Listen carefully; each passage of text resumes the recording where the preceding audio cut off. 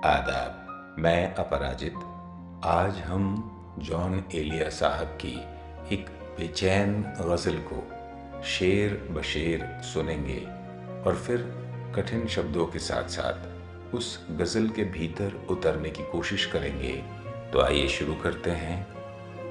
ये मुझे चैन क्यों नहीं पड़ता, एक ही शख्स था जहान में क्या, मेरी हर बात बेअसर ही रही।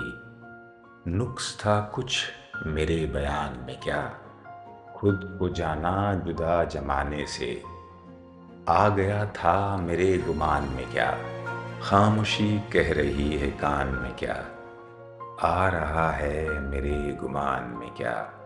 बोलते क्यों नहीं मेरे हक में, आबले पड़ गए ज़बान में क्या। यूं जो तकता है आसमान को तू, कोई रहता है आसमान में क्या। आइए अब जॉन एलिया साहब के नज़रिए से इस गज़ल की गहराइयों में उतरने की कोशिश करते हैं। ये मुझे चैन क्यों नहीं पड़ता, एक ही शख्स था जहान में क्या, मेरी हर बात बेअसर ही रही। नुक्स है कुछ मेरे बयान में क्या, क्यों हर बार खाली जाता रहा है, क्यों हर बात बेअसर होती रही है ज़िंदगी में। कुछ कहने में, व्यक्तित्व में, कुछ बताने में कुछ प्रॉब्लम तो नहीं है। खुद को जाना जुदा जमाने से, आ गया था मेरे गुमान में क्या। देखिए, असली शायरी, गहरी शायरी, गंभीर शायरी का फ़ायदा यही है कि शायर अपनी गहरी सोच से हमारी सोच को एक ऐसी जगह पर ले आता है जहां आम आदमी की सोच आम तौर पर नहीं पहुंच पाती। हमारे बारीक एहसास उस समय खुलते हैं, हमें बहुत कोमल चीज़ समझ में आती है, नई चीज़ समझ में आती है। ये बहुत बड़ा क्वेश्चन मार्क है यहाँ इस शेर में। शायर कह रहा है कि मैंने अपने आप को ज़माने से अलग समझा। अब जॉन एलिया इस शेर में एक सवाल आपके ऊपर छोड़ते हैं और जवाब आपको ढूंढना है। क्या उसने, क्या शायर ने, क्या कोई भी रचनात्मक और गंभीर आदमी जो खुद को ज़माने से अलग पाता है, क्या वह अहंकारी है या ज़माने की भेड़चाल में ना होना ही सही है, बेहतर विकल्प है? ये आपको तय करना है।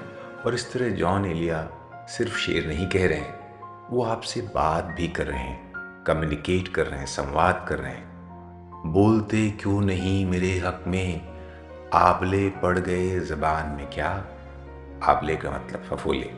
आप अगर सच सुन रहे हैं तो बोलते क्यों नहीं, दुनिया सच के पक्ष में खड़ी क्यों नहीं होती, लोग सच्चाई और हक का साथ क्यों नहीं देते।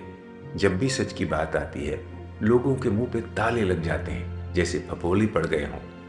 खामोशी कह रही है कान में क्या, आ रहा है मेरे गुमान में क्या।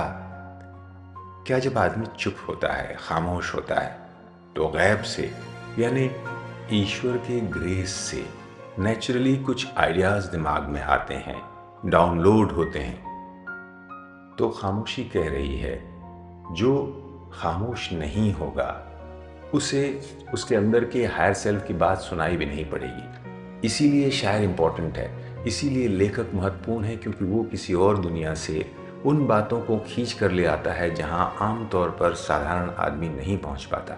और इसीलिए गहरी शायरी की तरफ जाना बेहद ज़रूरी है, क्योंकि साधारण दुनिया में साधारण एहसास हैं, साधारण चीज़ें हैं।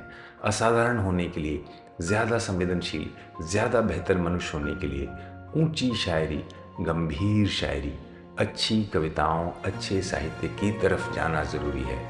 खामोशी कह रही है कान में क्या, आ रहा है मेरे गुमान में क्या।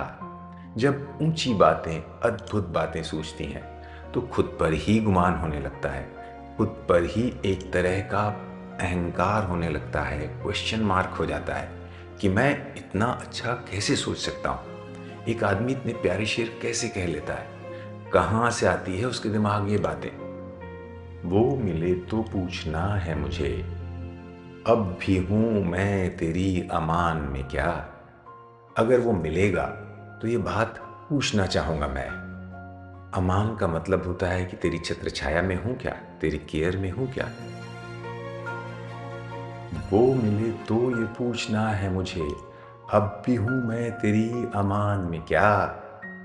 यूं जो तकता है आसमान को तू, कोई रहता है आसमान में क्या।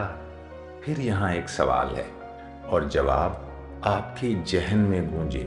आप खुद सोचें, शायर कोई रेडीमेड जवाब नहीं दे रहा है, वो ये इशारा भी कर रहा है कि शायद कोई आसमान में रहता है, शायद कोई खुदा है, या दुनिया में जो गड़बड़ियां चल रही हैं, इतनी अराजकता है, उस पर क्वेश्चन मार्क भी उठाता है।